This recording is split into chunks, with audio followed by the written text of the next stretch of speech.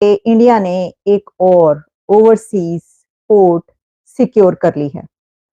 India की तरफ से अब ये खबर सामने आ रही है, जो कि इस वक्त इंटरनेशनल मीडिया और इंडियन मीडिया पर चल रही है, कि इंडिया ने अब इंडियन गवर्नमेंट ने अप्रूव कर दिया है कि एक और ग्लोबल पोर्ट पर वो ऑपरेट करेंगे। की मुईशत पर असरअंदाज हो रहा है। ये चैलेंज हमसाया ममालिक से ताल्लुकात हैं। किसी भी मुल्क की तरक्की, उसकी प्रॉस्पेरिटी, सबसे अहम किरदार इसमें हमसायों से ताल्लुकात की बुनियाद पर होता है। अच्छा, उधर क्या कहते हैं, लोग इतने कोऑपरेटिव हैं कि एक बंदा पाकिस्तान से चला जाए ना उधर, यानी कि आउट ऑफ सिटी से, लाहौर से चला जाए, किसी मुल्तान से चले, तो वो बड़ी इज्जत करते हैं अगले लोग। आपने कहा 250 मिलियन लोगों को पता है कि उनके साथ क्या हो रहा है, उनके साथ धोखा हो रहा है, और आज से नहीं हो रहा है, 1947 से हो रहा है।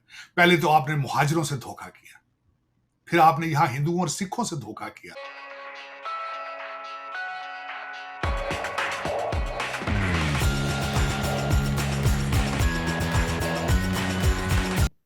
और वो है सितवे पोर्ट। अब सितवे पोर्ट की क्या डिटेल्स हैं आपके सामने रखते हैं, लेकिन जो मैंने ये कहा कि इंडिया ने अनदर ओवरसीज पोर्ट इसलिए कहा क्योंकि इससे पहले इंडिया ओवरसीज पोर्ट की जब बात करते हैं तो चाबहार को भी ऑपरेट करता है। आप जानते हैं कि चाबहार पर इंडिया का कितना ज्यादा अजारादारी है, कितना अमल दखल है। इंडिया चाबहार पहले जो है सिक्योर किया इंडिया ने, और अब सितवे पोर्ट जो कि म्यांमार की पोर्ट है और वहां पर रखाइन स्टेट में है। लेकिन इसकी क्या सिग्निफिकेंस है, और ये जो सितवे पोर्ट पर इंडिया ने इतना पैसा लगाया है, जो कि 120 मिलियन डॉलर्स तो सिर्फ सितवे पोर्ट है, लेकिन जब आप इसको पूरा प्रोजेक्ट देखते हैं तो उस पर कोई 484 मिलियन डॉलर्स कहा जा रहा है कि ये प्लान है। और 484 मिलियन डॉलर्स आप सोचिए कि इससे भी आगे निकलेगा जैसे जैसे ये आगे बढ़ेगा। इंडियन गवर्नमेंट ने अब ये अप्रूव कर दिया है। ये जो पिछले हफ्ते में जितनी भी ये इस सिलसिले में इस प्लान के लिए जो भी नई डेवलपमेंट्स हुई, उसमें इंडिया ने ये अप्रूव कर दिया है, उन्होंने अनाउंस कर दिया है कि म्यांमार की सितवे पोर्ट अब इंडिया ऑपरेट करेगा। इंडियन गवर्नमेंट म्यांमार की सितवे पोर्ट को ऑपरेट करेगी। अब आप इसकी अगर स्ट्रेटेजिक डेप्थ जानना चाहते हैं तो स्ट्रेटेजिक डेप्थ इसकी आप इस तरीके से जान सकते हैं कि देखिए, दुनिया में जाहिर है कि स्ट्रेटेजिक गेम्स चलती हैं और उसमें हर कंट्री जो है उसकी यही कोशिश होती है कि वो अपना फैलाव, अपना जो असर और रसूख है वो दूर दूर तक पहुंचा सके। बात करें इस वक्त उस सितवे पोर्ट की जो कि म्यांमार की रखाइन स्टेट में है, लेकिन अब उसको भी इंडिया ने सिक्योर कर लिया और वो ऑपरेट करेगा। तो इसकी जो सिग्निफिकेंस है, जैसा मैंने कहा कि पूरी दुनिया के खास तौर पर वो कंट्रीज जो कि इस वक्त बहुत इन्फ्लुएंशियल कंट्रीज बन चुके हैं और जो सुपर पावर बनने की दौड़ में हैं, और जो बड़ी इकोनॉमीज हैं उसमें इंडिया अब शामिल है। अब इंडिया एक माइटी पावर बन चुका है और उसमें उसकी वही ये स्टेप है कि जिसमें ऐसे कंट्रीज अपना जो फैलाव है, जाहिर है कि वो अब चाहते हैं कि उनकी जो कनेक्टिविटी है, जो कनेक्टिविटी ट्रेड की और मैरीटाइम सिक्योरिटी और कनेक्टिविटी, ये बहुत जरूरी होती है किसी भी तरक्की के लिए।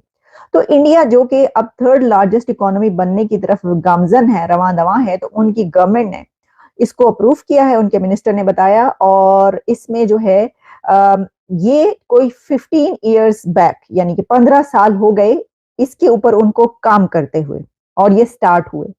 लेकिन अब जो है इसको इस तरीके से अप्रूव करके सामने लाए गए। लेकिन इसकी शिपमेंट, फर्स्ट शिपमेंट जो है वो लास्ट ईयर पहुंची थी।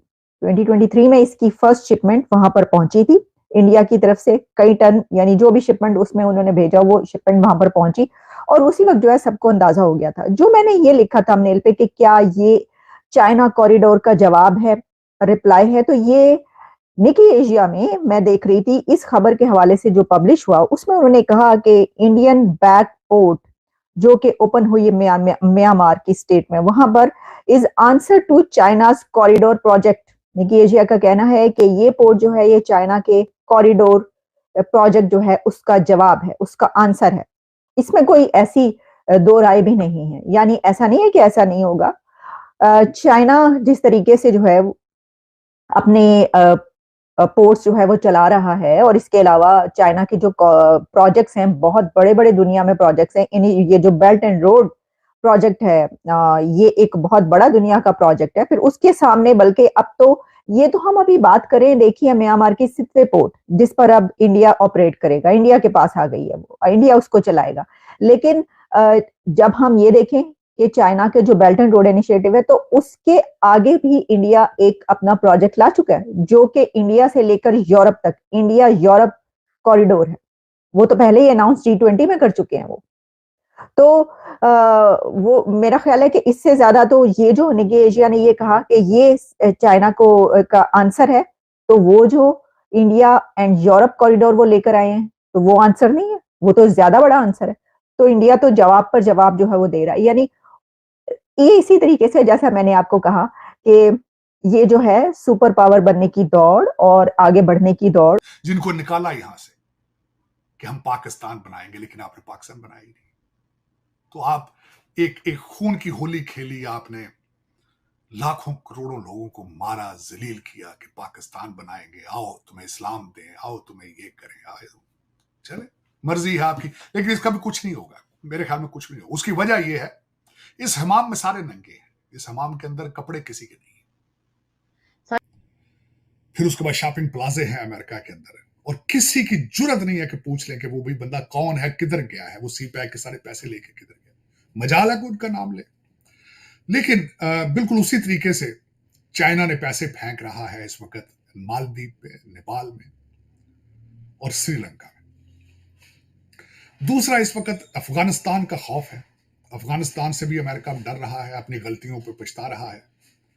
इन सारे सर्कमस्टांसेस में जो चाइना मसल फ्लेक्स करता है, अफगानिस्तान का खौफ बढ़ता है, ईरान का खौफ बढ़ता है, तो अमेरिका को आप याद आ जाते हैं।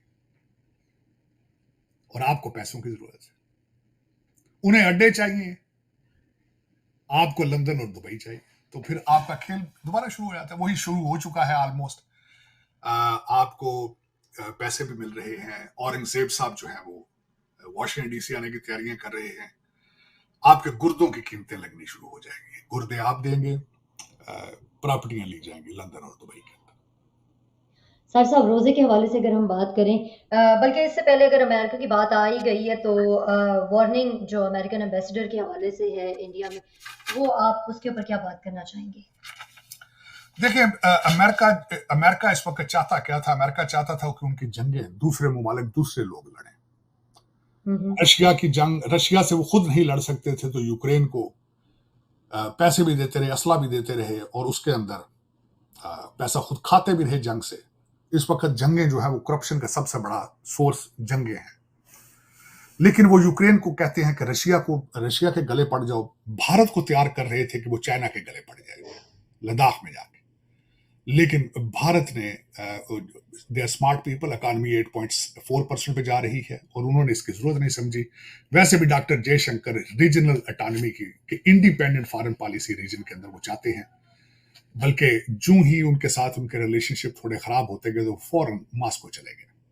मॉस्को, रशिया से वो तेल भी लेते रहे हैं, और फौरन वो चले गए। वो कोशिश कर रहे हैं कि अभी भी अमेरिका और वेस्टर्न सिविलाइजेशन के साथ सारे रिलेशनशिप खत्म ना किए जाएं। लेकिन एरिक, जो कि लॉस एंजलिस के पहले मेयर रह चुके हैं, इस वक्त भारत के अंदर वो अमेरिकन एम्बेसडर हैं। उन्होंने एक टीवी चैनल ANI को इंटरव्यू देके उसमें उन्होंने एक धमकी आमेज लहजे के अंदर उन्होंने कहा है कि यहाँ पे जो खालिस्तान के सपोर्टर हैं, पन्नू साहब अमेरिकन सिटीजन है, उनको मारने की आपने तैयारी की, और हमारे लिए वो रेड लाइन है।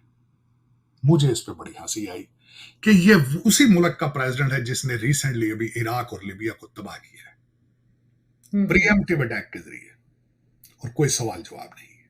32,000 मुसलमानों का कत्ल आज भी जारी है रमजान के अंदर, और बिल्कुल कोई परवाह नहीं।